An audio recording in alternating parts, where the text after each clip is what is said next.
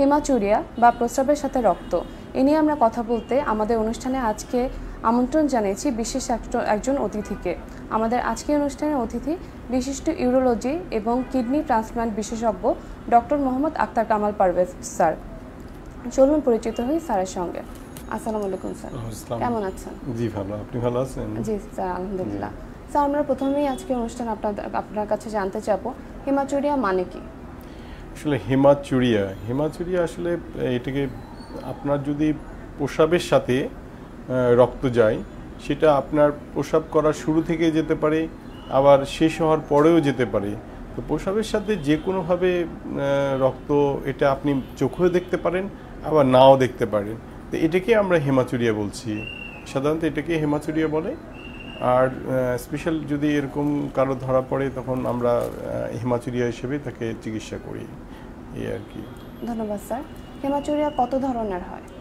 আসলে হেমাচুরিয়া সাধারণত কয়েক ধরনের হয়। যেমন ধরেন হেমাচুরিয়া আমরা যদি বোঝাই, যেমন ভিজিবল, নন ভিজিবল। মানে একটা হেমাচুরিয়া দেখা যাচ্ছে যে রুগী নিজে পেশাব করার সময় বুঝতে পারে, যখন সে প্রস্রাব করে তখন সে বুঝতে পারে যে আমার প্রস্রাবের রঙটা চেঞ্জ হয়ে গেছে। সেটা লাল কালারের হতে পারে, ইয়েলো কালারের হতে পারে।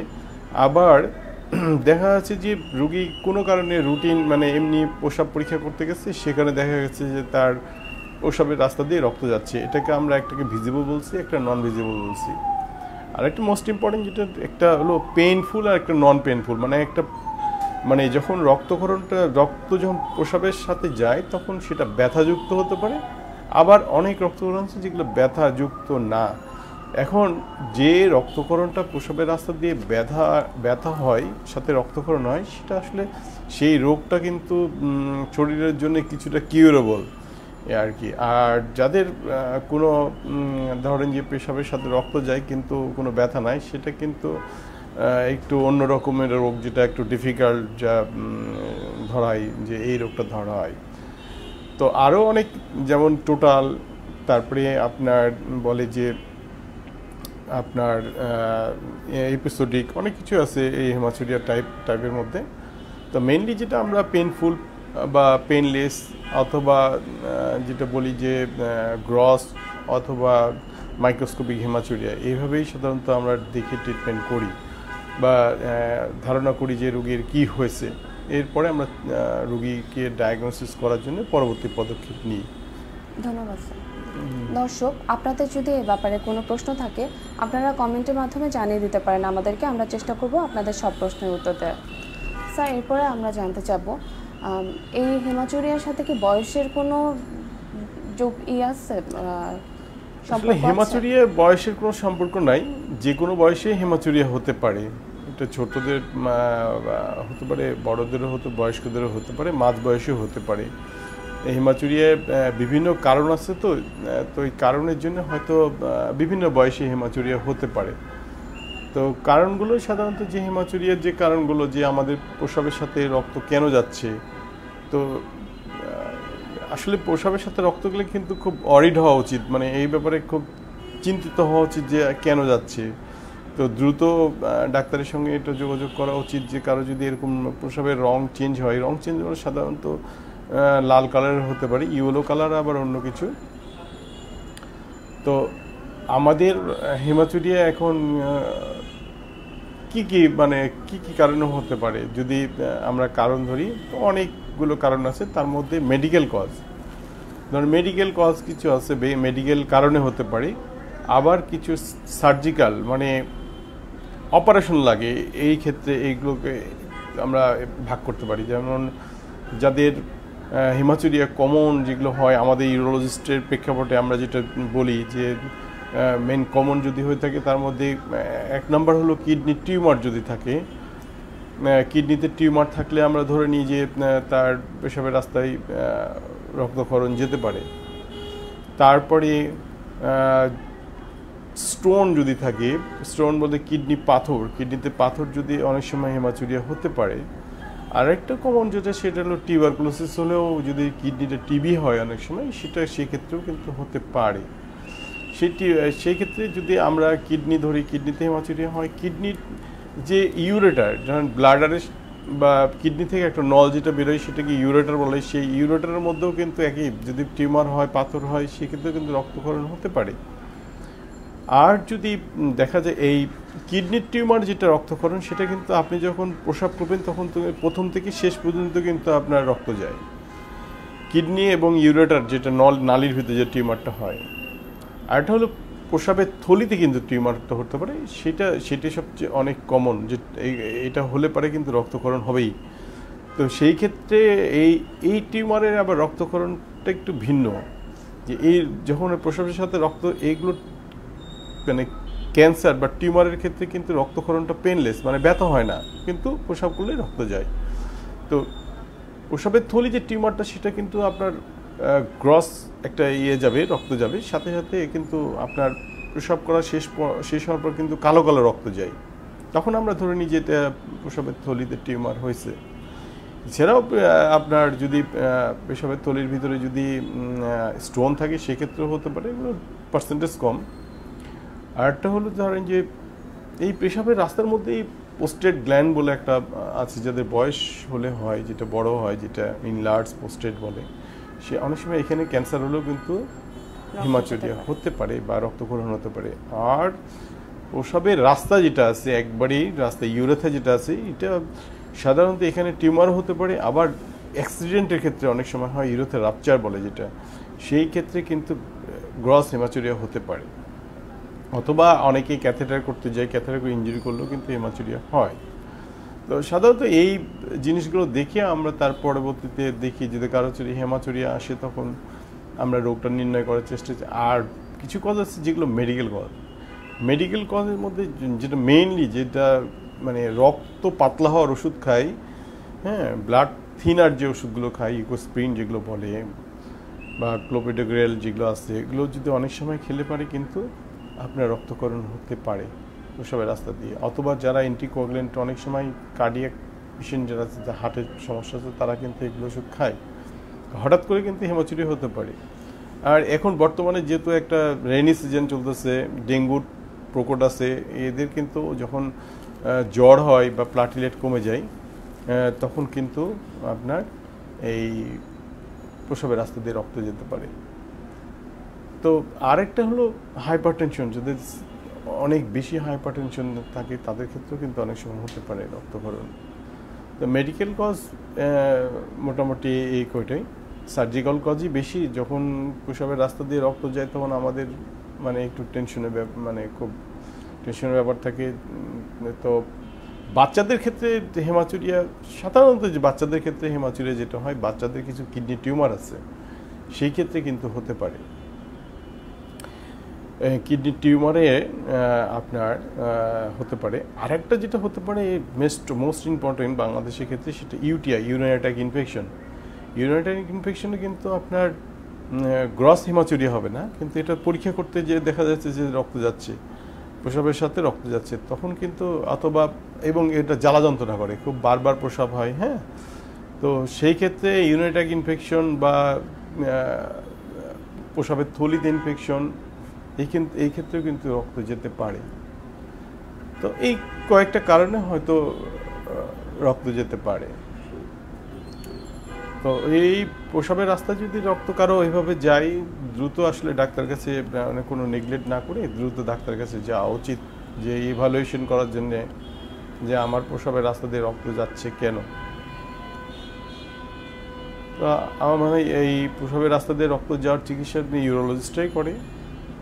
তো সেক্ষেত্রে একজন ইউরোলজিস্ট যদি না পান, কোনো নিকটবর্তী কোনো ডাক্তারের কাছে যাবেন, যারা অনেক ডক্টর আছে, যে হয়তো ইভ্যালুয়েশন করা যাবে আর কি। ধন্যবাদ স্যার। আপনি বললেন হেমাচুরিয়ার কারণগুলো। এখন আমরা জানতে চাইবো যে যদি আমাদের কাছে হেমাচুরিয়া নিয়ে কোনো পেশেন্ট আসে, তাহলে আমরা প্রথমে ইনভেস্টিগেশন কি করব, বা তার কি কারণে হেমাচুরিয়া হচ্ছে, এটা জানতে আমরা কোন কোন দিকে আগাবো? আসলে হেমাচুরিয়া যদি কারো হয়, অনেকে ধরেন যে প্রথম থেকে দেখা যাচ্ছে তার গ্রস হেমাচুরিয়া, মানে প্রস্রাব করতে গেলেই তার রক্তক্ষরণ হচ্ছে, যেটা চোখে আমরা দেখতে পাচ্ছি। তো সেই ক্ষেত্রে দ্রুত ডাক্তারের কাছে আসা উচিত। এসে আমরা প্রথমে যেটা করি, একটা ইউরিন করে, মানে প্রস্রাব পরীক্ষা করি, সিম্পল একটা অ্যানালাইসিস করি, যে রক্ত যাচ্ছে কনফার্ম করি, কনফার্ম করার পরে একটা আল্ট্রাসোনোগ্রাম করি। পেটের একটা কিডনি নলের প্রসবের থলিতে একটা আল্ট্রাসোনো করলে কিন্তু আমরা বুঝতে পারি যে তার কি কারণে যাচ্ছে। যদি কিডনির টিউমার থাকে তো সেটা আল্ট্রাসোনোতে কিন্তু ধরা পড়ে যাবে, অথবা একটা পাথর যদি থাকে কিডনিতে সেটাও কিন্তু আমরা ধরে নিতে পারবো যে পাথর আছে, অথবা প্রসবের থলি যেটা ইউরিনারি ব্লাডার বলে, সেই ক্ষেত্রে যদি টিউমার থাকে এটা কিন্তু আল্ট্রাসোনোতে গ্রসলি দেখা যায়। এই আল্ট্রাসোনো করলেই আমরা কিন্তু কনফার্ম হয়ে যেতে পারি। অনেক সময় পাথর থাকলে পরে আমরা একটা এক্সরে করি, এক্সরে করে দেখি যে পাথর আছে কি না। তো পাথর যদি পাথরের থাকলেই যে রক্তক্ষরণটা হয় এটা কম, মিনিমাম হয় রক্তক্ষরণটা, কিন্তু এটা পেইনফুল হয়, ব্যথাযুক্ত হয়।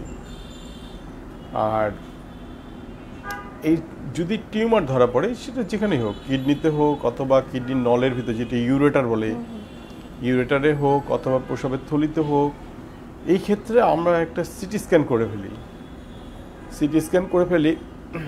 সিটি স্ক্যান করার পরে আমরা দেখি যে আসলে টিউমারটা কোথায় আছে, কনফার্ম করি। কনফার্ম করার পরে যদি আমরা দেখি কিডনিতে টিউমার আছে, অথবা কিডনির নল যেটা ইউরেটারের ভিতরে আছে, অথবা পেশাবের থলিতে আছে, তবে স্টোন আছে, তারপরে আমরাও ম্যানেজমেন্ট করি।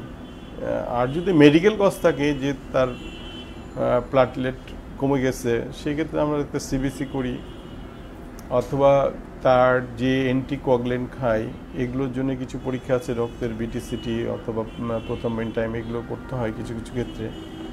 তো এগুলো করলে আমরা বুঝতে পারি যে কি কজে, কি কারণে তার এই হেমাচুরিয়া বা প্রসবের সাথে রক্ত যাচ্ছে। সিম্পল ডায়াগনোসিসটা আমরা পৌঁছাতে পারি যে রোগ নির্ণয়ের জন্য। স্পেশাল এর জন্য আর স্পেশাল তেমন কিছু লাগে না, সিটি স্ক্যান পর্যন্ত করলেই হয়। হ্যাঁ, অনেক ক্ষেত্রে সিটি স্ক্যান করেও কিন্তু আমরা বুঝতে পারি না। তো সেক্ষেত্রে আমরা কি করব? রোগী বলতেছে যে রক্তক্ষরণ হচ্ছে, তখন আমরা কি করি? এই রোগীর ক্ষেত্রে কিছুদিন অপেক্ষা করি। ধরেন যে আজকে সে একটা রক্তক্ষরণ নিয়ে আসলো, আমরা আবার 6 সপ্তাহ পরে আবার একটা প্রসব পরীক্ষা করতে দিই, তারপরেও দেখি যদি রোগীর রক্ত যাচ্ছে প্রসবের সাথে, তখন আমরা কি করি? এন্ডোস্কোপিক কিছু মেশিন আছে, ইউরোলজিক্যাল এন্ডোস্কোপিক মেশিন আছে। সেই এন্ডোস্কোপিক মেশিনের সঙ্গে আমরা কিন্তু ভিডিওর মাধ্যমে, ইউরোথোসিস্টোস্কোপ বলে, সেই ভিডিওর মাধ্যমে কিন্তু আমরা এটাই কিন্তু কনফার্ম, মানে আপনার কনফার্মেটরি যে এই পেশাবের থলির ভিতরে টিউমার আছে, অথবা কিডনি দেখা যায় না, কিন্তু কিডনির নলটা কিন্তু আমরা পুরো এন্ডোস্কোপি করতে পারি। আমরা মেশিনের সাহায্যে কিন্তু আমরা পুরোটা দেখতে পারি সুন্দর মতন। আমরা ভিডিওর মাধ্যমে যদি দেখে ফেলতে পারি যেটা হ্যাঁ, সিটি স্ক্যান কিন্তু নর্মাল, বাট ভিডিওতে কিন্তু অনেক সময় দেখা যায় যে একটা সুন্দর একটা লেসন বা একটা টিউমার একটা ছোট আছে, আটলা আছে, তখন সেই অনুযায়ী আমরা চিকিৎসা করি। ধন্যবাদ স্যার। আমাদের কাছে হেমাচুরিয়া নিয়ে কেউ আসলে আমরা ইনিশিয়াল ইনভেস্টিগেশনসগুলো করলাম, এরপরে ম্যানেজমেন্টের প্রসেসগুলো কী কী থাকবে? আসলে ম্যানেজমেন্টটা তো অ্যাকর্ডিং টু কজ, যে কী কারণে তার হেমাচুরিয়া হচ্ছে। যেমন ধরেন হেমাচুরিয়া, আমরা ইউরোলজিস্ট, আরেকটা হেমাচুরিয়া হতে পারে, আরেকটা কজ বলা হয় না, সেটা কিডনি ট্রমা। অনেক সময় কোনো বাচ্চা খেতে গেলো, হয়তো কিডনির ওই সাইডে লেগে গেল কিছুতে, তখনও কিন্তু কিডনি ফেটে যায়, ফেটে গেলেও কিন্তু আঘাত পায়, তো কিডনি তখন হেমাচুরিয়া হতে পারে। তো ম্যানেজমেন্ট আসলে কজের পর কী কী কারণে হচ্ছে, যদি টিউমার থাকে তাহলে টিউমারের চিকিৎসা আমরা করতে পারি। টিউমারের চিকিৎসা সাধারণত ইউরোলজিতে কিডনির টিউমার যদি থাকে তাদের সার্জারি, 1 নম্বর চিকিৎসা সার্জারি। এখন টিউমারটা যদি ছড়ায় যায়, আপনার সাধারণত অনেক সময় হেমাচুরিয়াটা কিন্তু কিডনি টিউমারে অনেক পরে আসে, তার আগে কিন্তু টিউমারটা বড় হয়ে যায়। তো সেই ক্ষেত্রে দেখা যাচ্ছে যে অনেক সময় টিউমারটা বুকের ভিতরে ছড়া যাচ্ছে, লিভারে ছড়া যায়, তখন সেই ক্ষেত্রে কিন্তু চিকিৎসা আর সার্জারি করা হয় না, তখন ওই কেমোথেরাপি দিতে হয়, বা ইমিউনোথেরাপি বলতে হয়, বা টার্গেটেড থেরাপি বলে, এগুলো দিতে হয়। আর যদি কিডনির নলে যদি মানে অনেক সময় বলে কিডনির নলের ভিতরে টিউমার হয়েছে, তো কিডনির নলের ভিতরে যদি টিউমার হয়ে থাকে, তো সেই চিকিৎসা আমরা ম্যাক্সিমাম কিডনি নলের ভিতরে টিউমার থাকলে কিন্তু রোগী জিজ্ঞেস করে যে আপনি কিডনির নলের ভিতরে টিউমার, তা আপনি কিডনিটা কেন ফেলে দেবেন? কিডনির নলের ভিতরে টিউমার থাকলে কিন্তু কিডনি সহ নল সহ পেশাবের কিছু অংশ ফেলে দিতে হয়, নাহলে এই টিউমারটা এমন মাইক্রো মেটাস্টেসিস হয়, মানে ছড়ায়, যে আপনি বুঝতে পারবেন না। এই জন্য পুরোটাই ফেলে দিতে হয় অপারেশন করে। আর স্টোন যদি আপনার থাকে, যদি স্টোন থাকে সেটা স্টোনের সাইজ অনুযায়ী অপারেশন হয়। যদি ছোট স্টোন হয় তখন আমরা ESWL করি, যেটা বাইরে থেকে লেজারের মাধ্যমে ভেঙে দেওয়া হয়, এটা প্রসারের মাধ্যমে গলে বেরিয়ে যায়। আর যদি পাথরটা একটু বড় হয় 1.5 সেন্টিমিটারের ওপরে হয় তখন কিন্তু আমরা ওই কিছু মাইক্রোস্কোপিক ছোট্ট ফুটো করে মাইক্রোস্কোপ সার্জারি করে একটু বের করে নেন। সবচেয়ে ওয়ার্ল্ডের যে অপারেশনগুলো হয়, আধুনিক যে অপারেশনগুলো, আমাদের এখানে এগুলো হয়, কিন্তু বিআরবিতেও কিন্তু এগুলো হয়। তো PCNL বলে যেটাকে, হ্যাঁ, সেটা করে দিতে পারি। অথবা ইউরেটারের ভিতরে যদি পাথর হয় সেটাই কিন্তু এন্ডোস্কোপিক মাধ্যমে। এটা আগে অপারেশন হতো আপনার পেট কেটে, বড় করে পেট কেটে অপারেশন। এখন কিন্তু আর কোনো কারণ চায় না। আপনি আজকে আসলেন, কালকে চলে যেতে পারবেন, যে আপনি একদিন পরে আপনি স্বাভাবিক কাজে চলে যেতে পারবেন কিন্তু। আর যদি পেশাবের থলির ভিতরে যদি টিউমার হয় সেটা কিন্তু খুব জটিল একটা অপারেশন, একটা প্রসেস। প্রথমে আমরা যেটা করি, পেশাবের থলি যদি টিউমার হয় সেক্ষেত্রে আমরা একটা এন্ডোস্কোপিক মেশিনের সাহায্যে আমরা এটা আগে প্রথমে পুরাটা টিউমারটা কেটে নিয়ে আসি, পেশাবের থলির কিছু অংশ যেটা মাসল বলে সেটা সহ কেটে নিয়ে আসি। তারপরে এইটা কিন্তু আমরা পরীক্ষা করতে পাঠাই। পরীক্ষা করে যে রিপোর্ট আসে, হিস্টোপ্যাথোলজি রিপোর্ট বলে যেটাকে, এটা